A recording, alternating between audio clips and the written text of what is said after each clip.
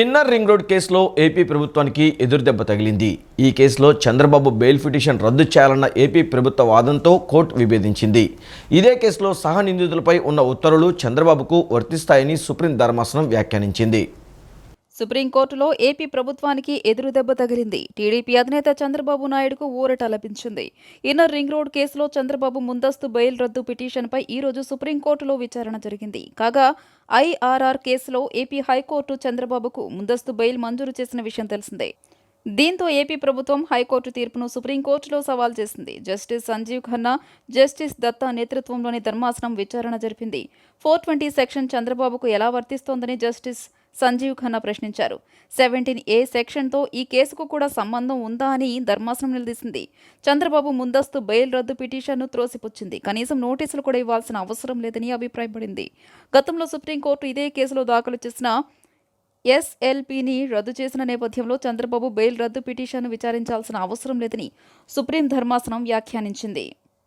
పాలకుడు మంచివాడైతే ప్రకృతి కూడా సహకరిస్తుందని, అందువల్లే సీఎం జగన్ పాలనలో సమృద్ధిగా వర్షాలు పడి పంటలు పండి రాష్ట్రం సుభిక్షంగా ఉందని ఉప ముఖ్యమంత్రి కె నారాయణస్వామి అన్నారు.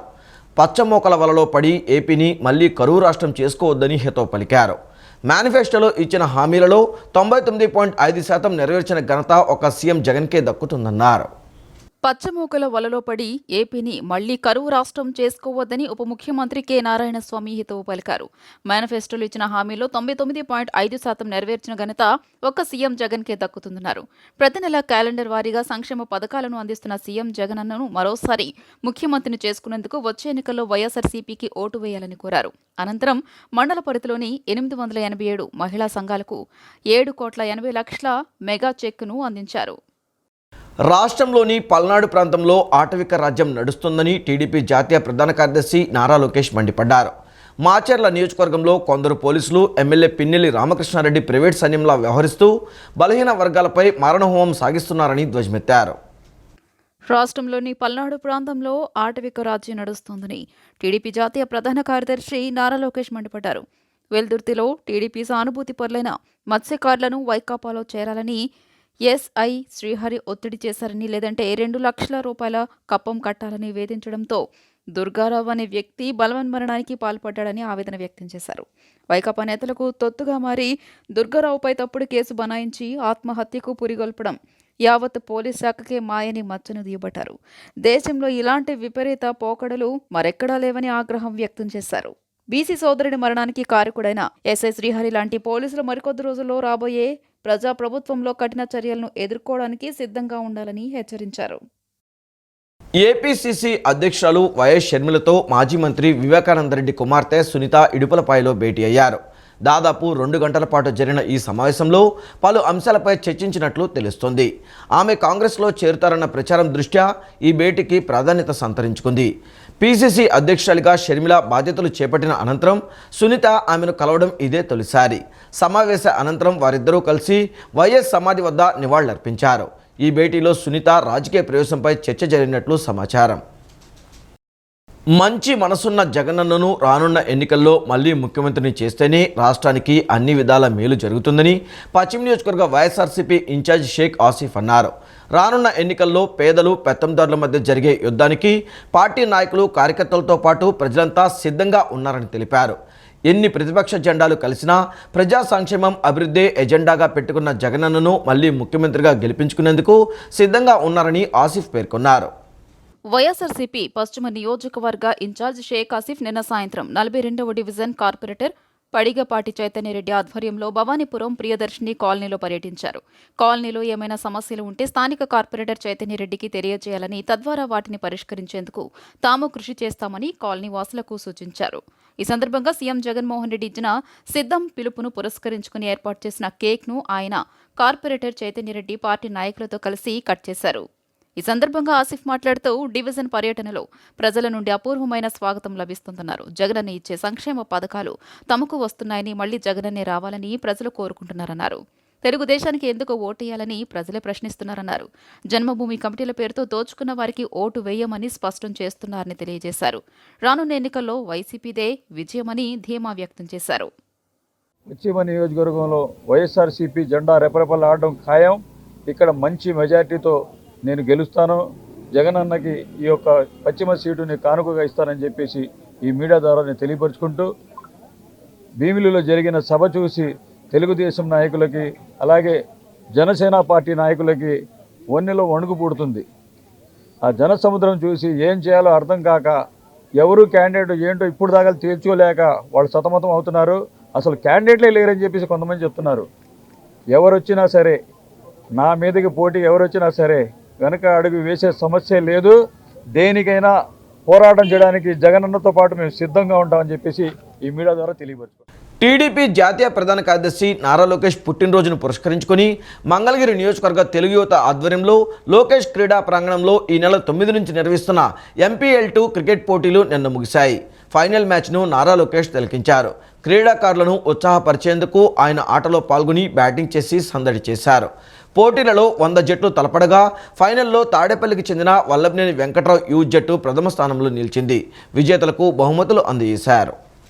టీడీపీ జాతీయ ప్రధాన కార్యదర్శి నారా లోకేష్ పుట్టినరోజు పురస్కరించుకుని మంగళగిరి నియోజకవర్గ తెలుగు యువత ఆధ్వర్యంలో లోకేష్ క్రీడా ప్రాంగణంలో ఈ నెల 9 నుంచి నిర్వహిస్తున్న MPL2 క్రికెట్ పోటీలు నిన్న ముగిశాయి.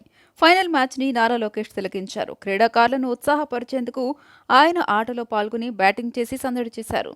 పోటీల్లో 100 జట్లు తలపడగా ఫైనల్లో తాడేపల్లికి చెందిన వల్లభనేని వెంకట్రావు యూత్ జట్టు ప్రథమ స్థానంలో నిలవగా వారికి తెలుగు మహిళా నియోజకవర్గ ప్రధాన కార్యదర్శి మంచికలపూడి వైష్ణవి, మాలపాటి పుల్లయ్య చౌదరి 2 లక్షల రూపాయల బహుమతి అందజేశారు. ద్వితీయ స్థానంలో నిలిచిన అన్స్టాపబుల్ క్రికెటర్స్ జట్టుకు తాడేపల్లి టీడీపీ మాజీ అధ్యక్షుడు ఇట్టా పెంచలయ్య 1 లక్ష రూపాయల నగదును అందించారు. తృతీయ స్థానం నిలిచిన డీజే 2023 జట్టుకు 50,000 రూపాయల బహుమతిగా అందించారు. ఈ కార్యక్రమంలో Nara Lokesh, Srikakulam MP Kinjarapu Rammohan Naidu, polit bureau సభ్యులు వంగలపూడి అనిత, రేపల్లె ఎమ్మెల్యే అనగాని సత్యప్రసాద్, ఎమ్మెల్సీ పంచమర్తి అనురాధ, జనసేన రాష్ట్ర ప్రధాన కార్యదర్శి బోనబోయిన శ్రీనివాస్ యాదవ్, జనసేన జిల్లా అధ్యక్షుడు గాదె వెంకటేశ్వరరావు, నియోజకవర్గ ఇన్ఛార్జ్ చిల్లపల్లి శ్రీనివాసరావు, మంగళగిరి నియోజకవర్గ తెదేపా సమన్వయకర్త నందం అబద్దయ్య, పార్లమెంటు ప్రధాన కార్యదర్శి పోతినేని శ్రీనివాసరావు తదితరులు పాల్గొన్నారు. ప్రతిపక్షాలు పొత్తులు ధర్మాలతో తర్జనాభర్జన పడుతుంటే వైసీపీ 175కు 175 స్థానాలు ప్రకటించి గెలిపే లక్ష్యంగా ప్రజల్లోకి దూసుకుపోతుందని తూర్పు నియోజకవర్గ వైసీపీ ఇన్ఛార్జ్ దేవినేని అవినాష్ అన్నారు. ఎన్నికల వేళ ప్రతిపక్ష పార్టీ నాయకులు చెప్పే అసత్యాలను ప్రజలెవరూ నమ్మి మోసపోవద్దని, మీకు మంచి చేసిన వైసీపీ పార్టీనే గుర్తుపెట్టుకోవాలని సూచించారు.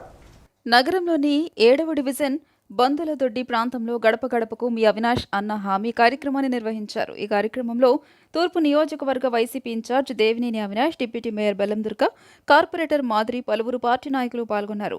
ప్రతి గడపకు తిరుగుతూ ప్రజల నుండి ప్రభుత్వం పరిపాలన తీరును అడిగి తెలుసుకున్నారు. అనంతరం ఆయన మాట్లాడుతూ, గత ఏడాది మే నెలలో గడప గడపకు మన ప్రభుత్వం కార్యక్రమానికి వచ్చినప్పుడు ప్రజలు మా దృష్టికి తీసుకువచ్చారని, వాటిని 95% వరకు పూర్తి చేశామని దేవినేని అవినాష్ స్పష్టం చేశారు. ప్రజలు తమ సమస్యలు పరిష్కారం చేయాలని ఎమ్మెల్యే గద్దె రామ్మోహన్కి ఎన్నిసార్లు మొరపెట్టుకున్నా పరిష్కారం చేయలేదని ఆరోపించారు. ప్రజల నమ్మకాన్ని నిలబెట్టుకునే విధంగా పనులు చేస్తున్నట్లు పేర్కొన్నారు. తూర్పు నియోజకవర్గంలో డివిజన్ స్థాయి నుండి ప్రతి నాయకుడు నిరంతరం ప్రజల మధ్యన ఉంటూ ప్రజా సమస్యల పరిష్కారం కోసం కృషి చేస్తున్నట్లు వెల్లడించారు. ప్రతిపక్షాలు ఇంకా పొత్తుల ధర్మాల గురించి మల్లగుల్లాలు పడుతుంటే జగన్మోహన్ రెడ్డి దమ్ముగా 175 నియోజకవర్గాల్లో గెలిపే లక్ష్యంగా సిద్ధం అని ప్రకటించారని స్పష్టం చేశారు. ప్రతిపక్షాలు చేస్తున్న విష ప్రచారాన్ని ప్రజలు నమ్మకుండా వైసీపీకి భారీ మెజారిటీ అందించాలని దేవినేని అవినాష్ కోరారు. దాదాపుగా జగన్మోహన్ రెడ్డి గారు అధికారంలో చేపట్టిన దగ్గర నుంచి, ఇన్ఛార్జిగా బాధ్యతలు చేపట్టిన దగ్గర నుంచి గారా నిరంతరంగా ప్రజల మధ్య తిరుగుతూ ప్రజానికానికి ఏది కావాలన్నా అది చేసాం. అదేవిధంగా ఈరోజు ఈ రాష్ట్రంలో ఇంకా మిగిలిన పార్టీ వాళ్ళు పొత్తుల గురించి, ధర్మాల గురించి మాట్లాడుకునే పొజిషన్లోనే ఉన్నారు.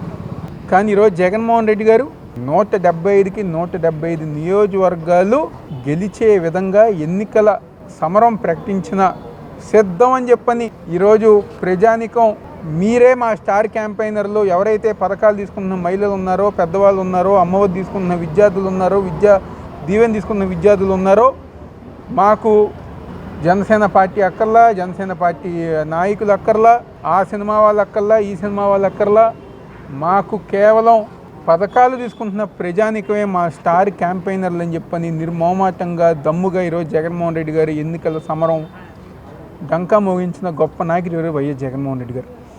అదే ఉత్సాహంతో, అదే నమ్మకంతో, అదే ధైర్యంతో తూర్పు నియోజకవర్గంతో పాటు ఈ రాష్ట్రంలో 170కి 170 స్థానాలు గెలిచిన విధంగా ఈరోజు జగన్మోహన్ రెడ్డి గారు మళ్ళీ ముఖ్యమంత్రి అయ్యే విధంగా ముందుకు వెళ్తాం కదా. సందర్భంగా చెప్పారు, చేశారని చెప్పి మాకు ప్రజలు ఎదురు చెప్పడం జరుగుతుంది. మాకు సంక్షేమ పథకాలు అందుతున్నాయి, మీరు చేసిన ప్రతి ఒక్క మంచి పని వాళ్ళే చెప్పడం జరుగుతుంది. కొండ చివరి వరకు వాటర్ లైన్ కానీ, డ్రైనేజ్ లైన్ కానీ, రోడ్లు మరమ్మతులు కానీ చేయడం జరిగింది.